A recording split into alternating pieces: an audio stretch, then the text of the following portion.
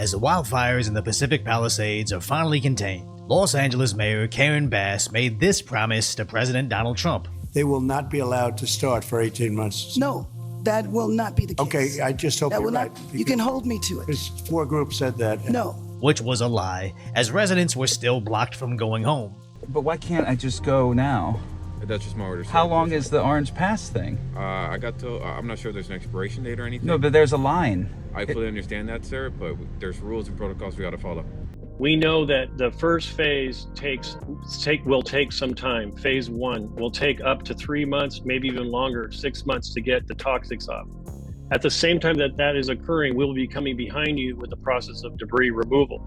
The debris removal can take up to 18 months, Supervisor. And what's worse, they're apparently forcing them to include low-income housing if they want to rebuild. Right when Trump landed in LA, we already knew their dirty politicians were going to try to make a profit off of all the suffering. But when the president actually called them out for slow rolling the recovery, Mayor Karen Bass assured him there's not going to be any nonsense. Residents can return to their homes and immediately begin the rebuilds. You can hold me to it. But just a couple weeks later, they're already reverting to their old dirty games. As it's not just the residents directly impacted, they're taking advantage of everybody, as they tried to take $500,000 from the charities to hand it to their buddy for 3 months of consulting on their recovery. And it was so bad, they actually had to reverse that decision. But just as expected, they're still dragging their feet, barely getting around to letting the residents back into their homes, only after the EPA has cleared them, stating it was going to take them 3 months, but now it'll only take 30 days.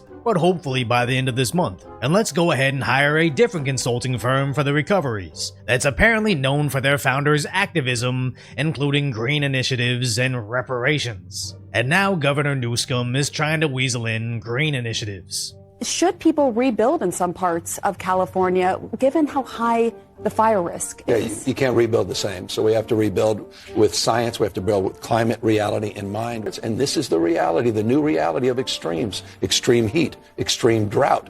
You have droughts and rain bombs. You have flooding at the same time you're dealing with droughts, all happening concurrently. There's a new reality, the world we're living in. We have to wake up to this reality. We cannot be in denial about what's going on with Mother Nature, again, around the globe, not just in the state of California. Just to sort of pin you down, what does that mean for the rebuilding in some of these high-risk areas? Just more sophisticated design and planning. Remember, Alta, Dena, many of those homes were done in the 20s and 30s and 40s for a world that no longer exists from a climate perspective, with the most modern standards anywhere in the world. By the way, California leads the nation already in building zoning standards. Our ability now to take it to the next level, to be a model for the rest of the country, presents itself. And they wonder why we don't believe them anymore.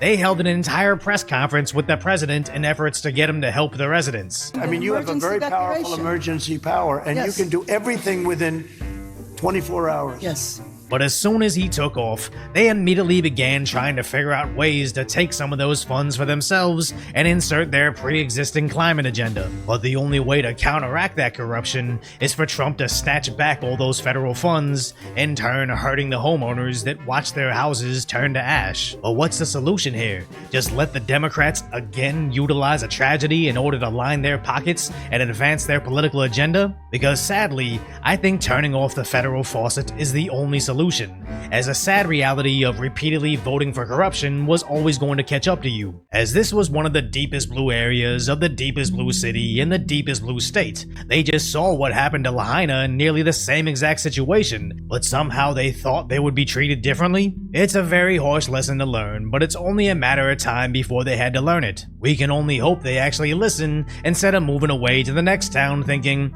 I'm still gonna vote blue because maybe this time will be different. But if you appreciate my concise, lighthearted commentary on the tragic status that is today's reality, hopefully I've earned your subscription and we can chat again soon.